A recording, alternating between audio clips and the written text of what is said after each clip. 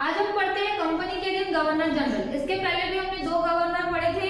पहले थे आपके रॉबर्ट क्लाइव और दूसरे थे आपके वॉरेन हेस्टिंग्स। आज हम तीन गवर्नर जनरल के बारे में पढ़ते हैं, Lord Cornwallis, Sir John Shore और लॉर्ड बेल्लिंगम। ठीक है, तो पहले बात करते हैं लॉर्ड कॉर्नवालिस की। लॉर्ड कॉर्नवालिस का जो कार्यकाल था वो 1786 से 1793 के बीच में था। ठीक है, इनके कार्यकाल में भारतीय क्षेत्र में क्या गतिविधि हुई और इन्होंने जो है किस क्षेत्र में अपना योगदान दिया है। ठीक है, इसके बारे में आज पढ़ते हैं। तो हुआ ये कि लॉर्ड कॉर्नवालिस के द्वारा सबसे पहले भू राजस्व व्यवस्था के रूप में कृषि क्षेत्र में स्थायी बंदोबस्त व्यवस्था को लागू किया गया। अब ये स्थायी बंदोबस्त व्यवस्था कहाँ लागू की गई और कहना चाहिए भू राजस्व व्यवस्था में इसका जो योगदान है ना ब्रिटिश सरकार में, इसके क्या मायने इसको देखते हैं। तो स्थायी बंदोबस्त व्यवस्था एक भू राजस्व से संबंधित व्यवस्था है जो कृषि क्षेत्र में लागू की गई थी। और आप थोड़ा सा इतिहास को थोड़ा उठा के देखोगे तो आपको दो युद्ध दिखाई देते हैं, है ना, ब्रिटिश सरकार का। तो सबसे पहले आपको 1757 का पलाशी युद्ध और 1764 का बक्सर युद्ध, ये मुख्य रूप से कहाँ दिखाई देते हैं आपको। एक तो पश्चिम बंगाल और बिहार और छोटा मोटा जो था ओडिशा वाला क्षेत्र था। ठीक है, इन क्षेत्रों में जो है मुख्य रूप से अंग्रेजों का अधिकार हो चुका था। जब अधिकार हो चुका था तो कुल मिलाकर जो स्थायी बंदोबस्त व्यवस्था थी वो कहाँ लागू की जाएगी, आपके इन तीन क्षेत्रों में, पश्चिम बंगाल, बिहार और ओडिशा वाले क्षेत्र में। ठीक है, अब इस व्यवस्था के अंदर होता क्या था। इस व्यवस्था के तहत, स्थायी बंदोबस्त व्यवस्था के तहत एक जमींदार वर्ग का उदय हुआ। अब उदय कैसे हुआ ये कि जितने भी किसान थे, है ना, जिन खेती थी वो किसके कंट्रोल में आ गई, आपके जमींदार के कंट्रोल में आ गई। ठीक है, तो ब्रिटिश सरकार के द्वारा एक अपना कहना चाहिए मतलब कि उन्हीं में से एक व्यक्ति को जमींदार बना दिया गया, एक बड़ा व्यक्ति जिसका मान सम्मान थोड़ा ज्यादा हो। ठीक है, तो उस व्यक्ति को क्या बना दिया गया, जमींदार बना दिया गया और उन्हें बोला गया कि जितने भी आपके क्षेत्र में जितने भी किसान आते हैं उनमें क्या करना है, आपको कंट्रोल करना है। कंट्रोल कैसे करेगा, आपको क्या करना है, उन किसानों से राजस्व की वसूली करना है और राजस्व की वसूली करके 90% किसको देना है, ब्रिटिश सरकार को, और 10% किसके पास रखना है, खुद के पास। खुद का भी तो खर्चा निकालना है ना। ठीक है, तो खुद का खर्चा निकालने के लिए 10% खुद के पास रखना है और 90% किसको देना है, ब्रिटिश सरकार को देना है। ठीक है, तो इसे हुआ ये कि भाई आपको 100% जो है टैक्स लगाना है, किसके ऊपर, किसानों के ऊपर, क्योंकि वसूली किससे करना है, किसानों से। तो किसानों से आपको क्या करना है, अधिक से अधिक उच्च दर पर टैक्स लगाना है। ठीक है, कर लगाना है और उनसे राजस्व की प्राप्ति करना है। तो इससे हुआ ये कि स्थायी बंदोबस्त व्यवस्था से पहला कि जमींदार वर्ग का उदय तो हुआ, दूसरा कि ब्रिटिश सरकार को अधिक राजस्व नियमित और निश्चित रूप से प्राप्त हुआ। लेकिन परिणाम ये निकला कि किसान वर्ग का, किसानों का अत्यधिक शोषण होने लगा, क्योंकि उन्होंने क्या करा, टैक्स की जो दर थी उसको बढ़ा दिया। ठीक है, तो स्थायी बंदोबस्त व्यवस्था किसने लागू की थी, लॉर्ड कॉर्नवालिस ने। किससे संबंधित है, एक भू राजस्व व्यवस्था है जो कृषि क्षेत्र में लगाई गई थी। ठीक है, और इसका परिणाम ये हुआ कि किसानों का अत्यधिक शोषण होना स्टार्ट हो गया। ठीक है, फिर हम लोग देखते हैं, हाँ, और यहाँ पे जो जमींदार वर्ग था उसे वंशानुगत कर दिया गया था, मतलब खुद ही वो मालिक थे। वंशानुगत का मतलब कि पिता नहीं है तो बेटा और बेटा नहीं है तो दामाद को जो है जमींदार बना दिया जाएगा। ठीक है, और ये जो जमींदार थे ना वो क्या होते थे, ब्रिटिश सरकार के कहना चाहिए वफादार होते थे। जब उनको मतलब पैसा देते थे तो ये वफादार होते थे।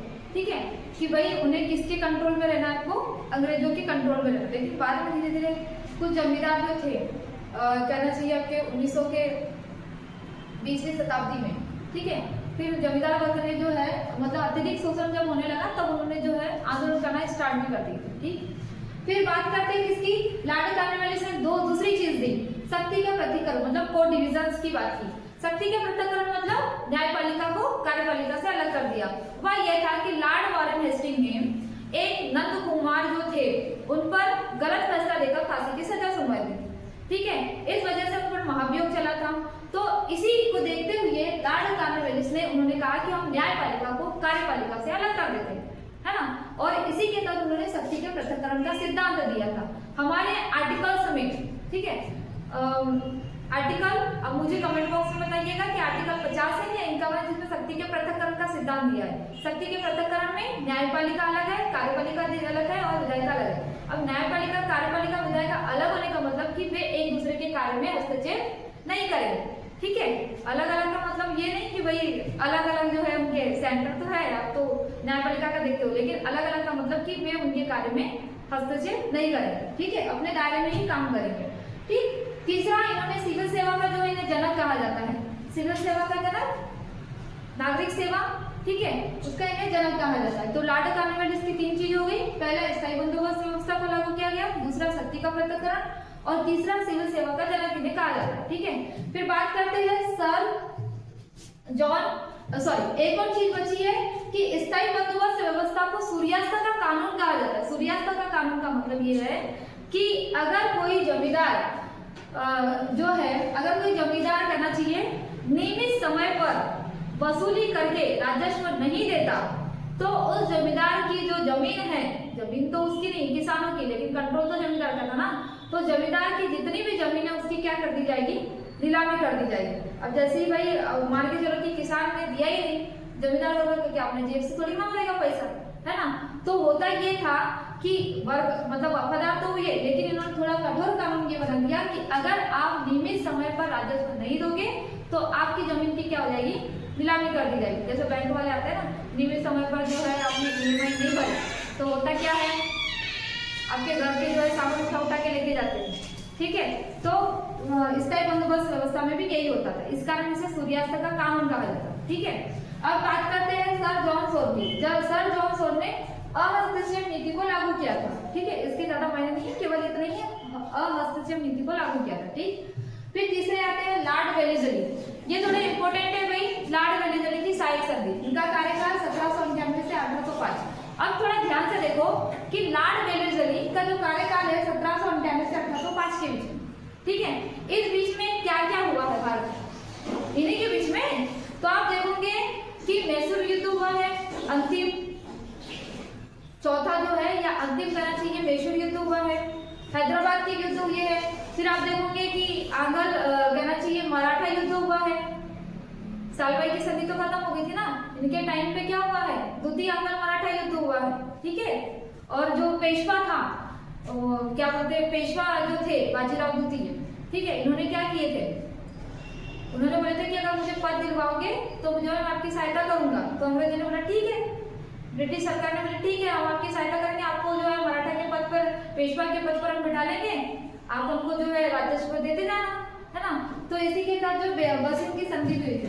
अब लॉर्ड वेलेस्ली की जो सहायक संधि थी, होता ये है कि इस सहायक संधि के तहत उन्होंने ये बोला था कि सहायक संधि के तहत हम वहां पर एक ब्रिटिश अधिकारी की नियुक्ति करेंगे। कहां पर, आपके क्षेत्र में, आपके क्षेत्र में मतलब कि आपके दरबार में, ठीक है, नियुक्ति कर देंगे। दूसरा कि सहायक संधि के तहत, पहले सहायक संधि को समझते हैं, ठीक है।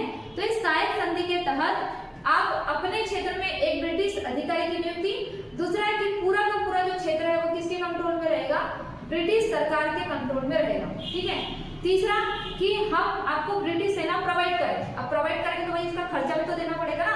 अब खर्चा कौन उठाएगा, ब्रिटिश सरकार तो नहीं उठाएगी, तो खर्चा कौन उठाएगा, जिस सरकार, जिस रियासत ने सहायक संधि की है वो उस ब्रिटिश सेना का क्या उठाएगी, खर्चा उठाएगी, ठीक है। ये भी हो गया, तीन चीज हो गई।